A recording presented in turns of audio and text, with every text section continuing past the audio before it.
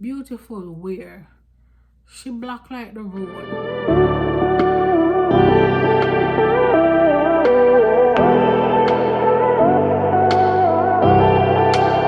Guys, welcome back to my channel. Thank you all so much for your support. Thank you for liking the videos. Thank you for watching. Thank you for subscribing. Thank you for sharing. Welcome back to Rise with Katie, and tonight we will be talking about emotional abuse. How do you know that you are being emotionally abused, and what can you do? So first we're gonna start by talking about what is emotional abuse. And since I'm not the brightest of them all, and I did not come up with this definition all on my own, I am gonna look on my phone to tell me what the definition says. Okay. So emotional abuse is when another person tries to control your emotions by criticizing you, embarrassing you, or causing you shame, or blaming you in order to try to manipulate you, right? It can be very subtle, and sometimes persons who are being abused emotionally don't know that they are being abused because it's so subtle. Like, for example, me, when somebody would say something to me, I would just shove it aside, and I didn't think of it as being a form of abuse. I would just be like, well, not pay you no mind, or I'm not gonna look at that. I'm just gonna ignore that, not knowing that it was actually a form of abuse. So we're using Google here tonight to help us talk about what emotional abuse is and some of the signs that you're being abused. First of all, most times this happens with your partner, your spouse, or your significant other. However, it can also be a parent, it can be a business partner, it can be a caretaker, it can be your close friend, right? So the person that is actually doing the abuse could be anybody that you're in a relationship with. Sometimes you may say you have a best friend and they'll abuse you emotionally and you don't even know it because it's so subtle. Like, physical abuse is like somebody punching you in the face or giving you a slap, and you recognize that right away as being abuse, or even verbal abuse if somebody would call you names.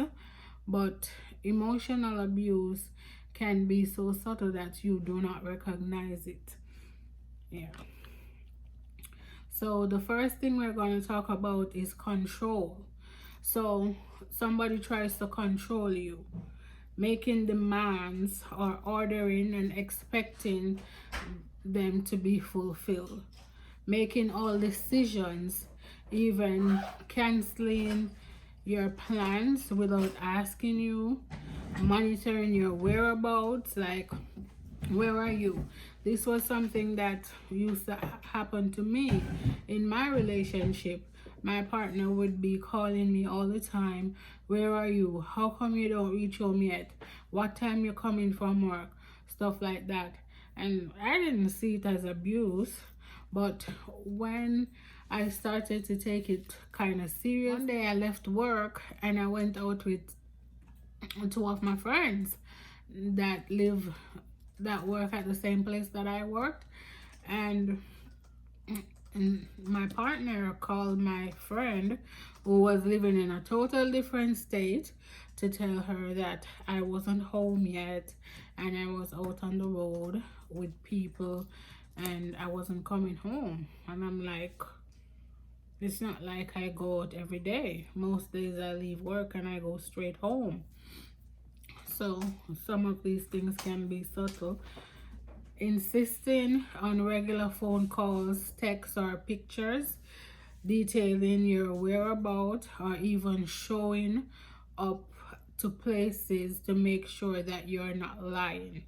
Requiring immediate responses from calls or text messages. I experienced this too in my past relationship. And so when I texted, even if I'm at work and I'm a nurse, so sometimes I might not see the text right away. It's like I'm expected to give a response right away, or else the person would be so upset that I didn't respond right away.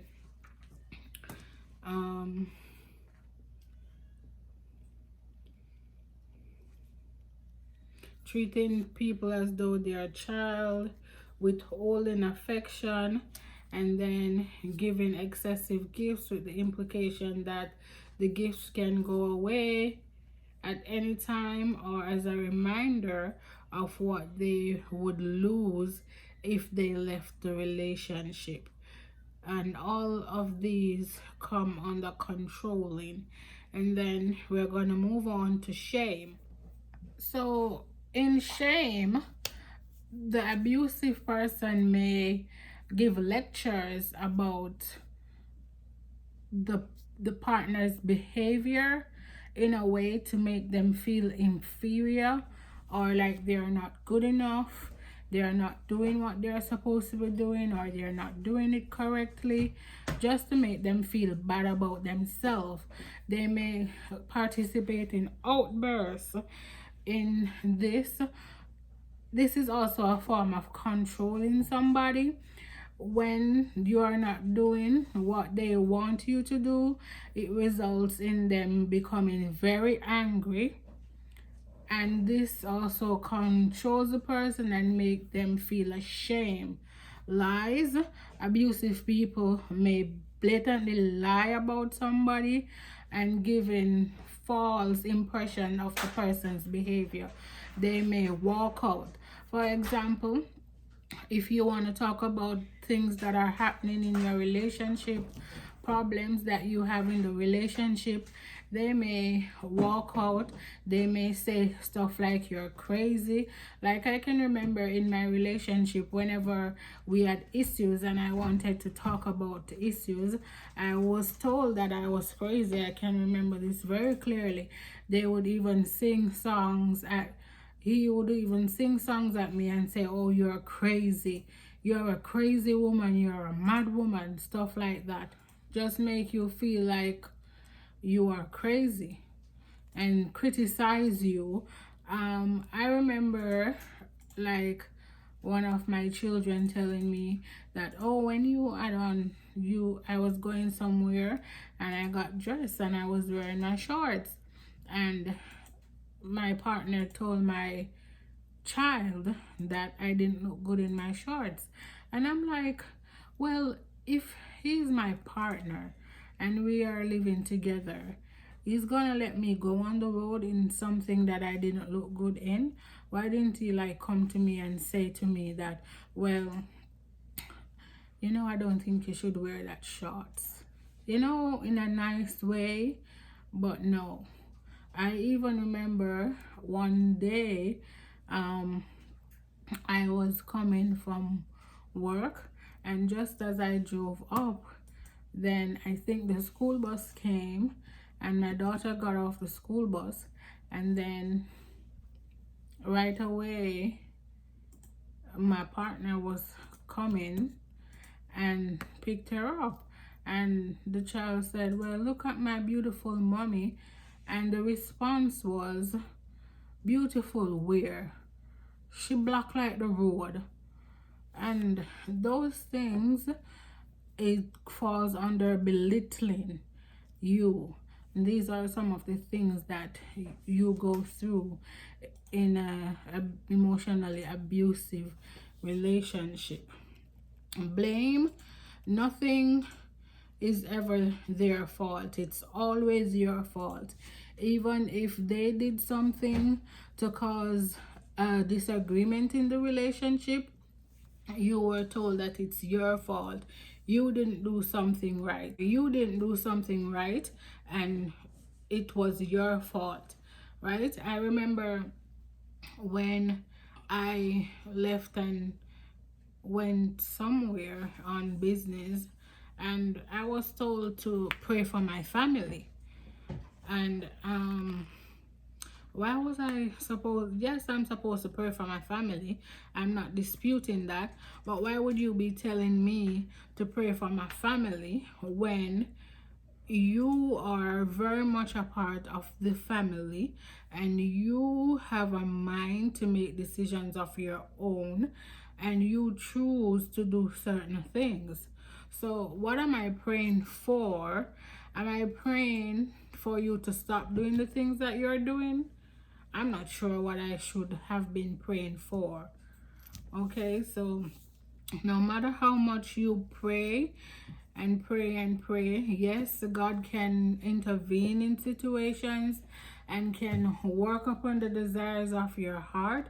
But I mean, the next person has to want to be a part of the relationship. It's not a one person thing, it's a two people thing. So humiliation is another thing that people do when they try to abuse people. They will laugh at you even if you're being serious about something. They would blatantly laugh you to scorn. They'll call you harmful nicknames. They'll patronize you.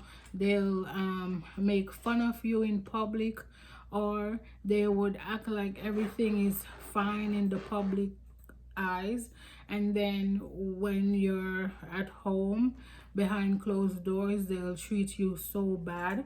I remember this on the road. We were looking like this lovely loving couple, and people would look at us and maybe admire us from what I could see. I remember one time I went and visit one of my friends, and her daughter was like, "Mommy, you sure that Kadian is not the one who is making this person act the way they are acting? Because everything seems so good to people on the outside, like on the road, maybe holding hands, maybe hugging up, taking pictures, putting them on Facebook." And everybody thought that, well, everything was okay, but really and truly, behind the closed doors in the home, like, everything wasn't okay.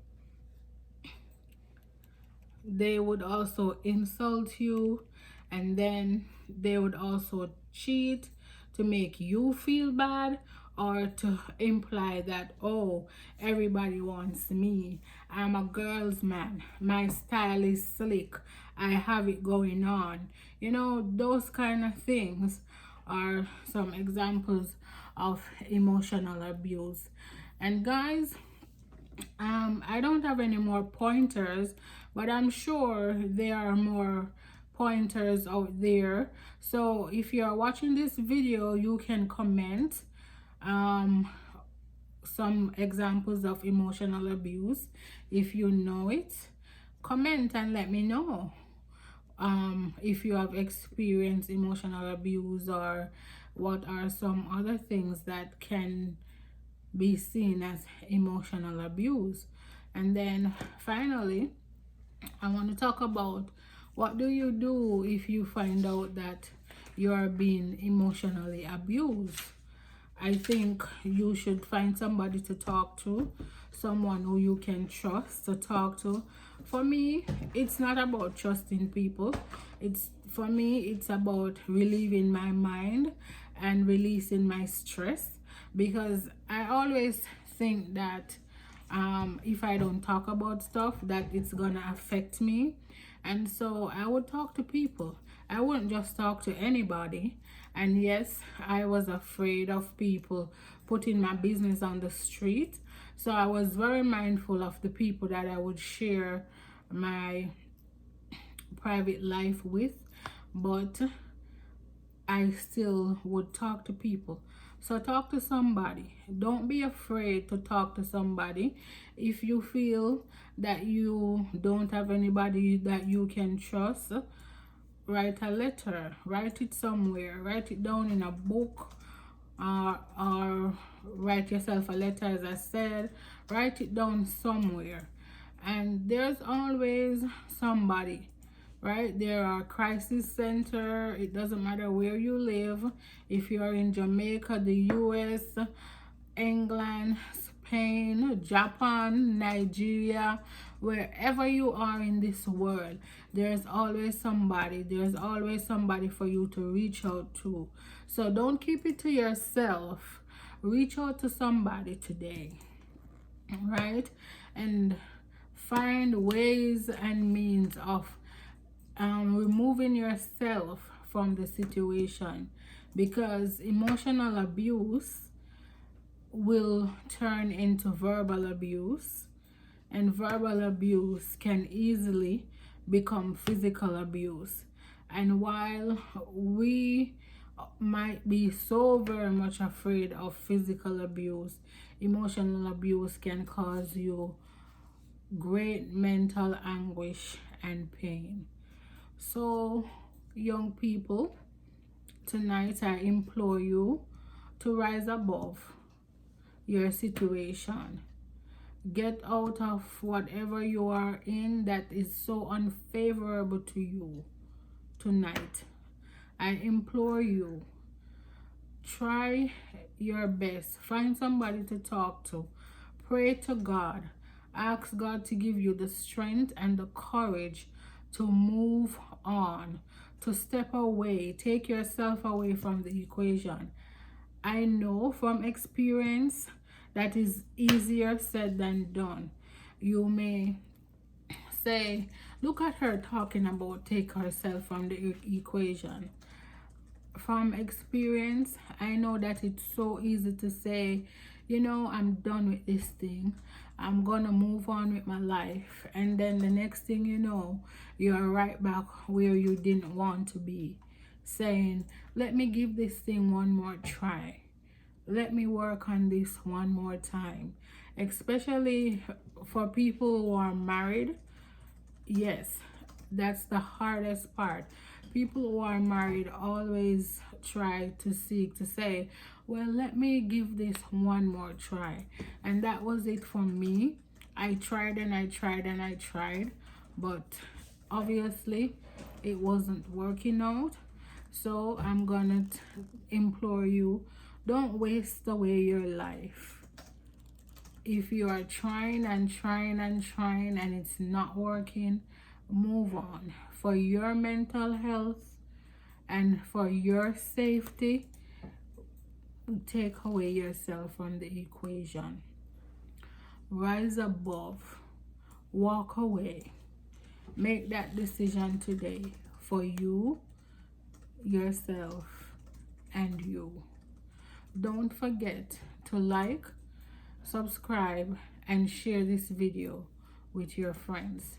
Until next time, I am Rise with Kadian. Follow me on Instagram, Rise with K. Blessings to you.